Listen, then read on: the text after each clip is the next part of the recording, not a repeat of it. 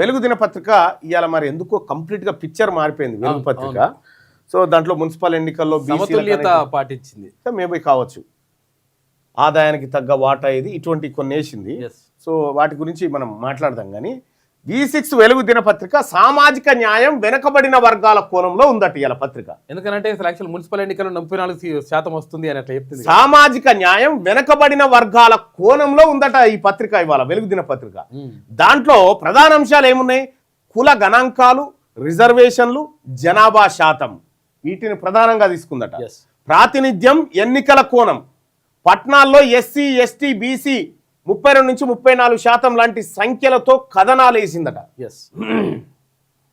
ప్రధానంగా ఈ వేసిందట. తద్వారా ఏమైంది? సామాజిక న్యాయం కోణం వెనుకబడిన వర్గాల కోసం వెలుగు దినపత్రిక స్పేస్ ఇచ్చిందని చెప్పి ChatGPT చెప్తా ఉంది. ఇది మనది కాదు.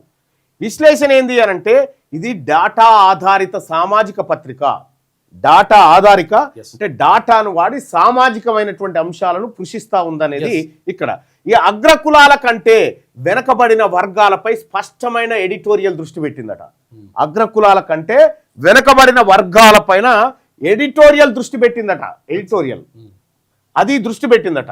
పదాలు, ఏం పదాలు రాసింది? ఈ వెనకబడిన వర్గాల కోసం, SC STల కోసం ప్రాతినిధ్యం, అన్యాయం, హక్కులు, జనాభా, సమానత్వం. ఇది ఇవాళ పత్రికలో వచ్చినటువంటిది.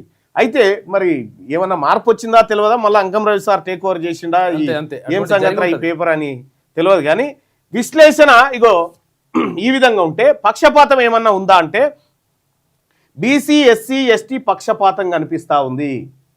ఈ వర్గాల పట్ల పక్షపాతంగా ఉంది ఈ పత్రిక అని, వీళ్ళ పక్షపాతంగా ఉన్నా కూడా పక్షపాతంగానే ఉందని చెప్తా ఉంది ChatGPT. చూడండి, అంటే దానికి ఏ ఇంటెన్షన్ లేదు. ఈ BC SC ST పక్షపాతం కొంత కనిపిస్తుంది పేపర్లో అని చెప్తా ఉంది. ఇక అధికార వర్గాలపై ప్రశ్నించే ధోరణి కూడా ఉంది, ప్రభుత్వాన్ని ప్రశ్నించే ధోరణి కూడా ఈ పత్రికలో కనిపిస్తుంది అని చెప్పి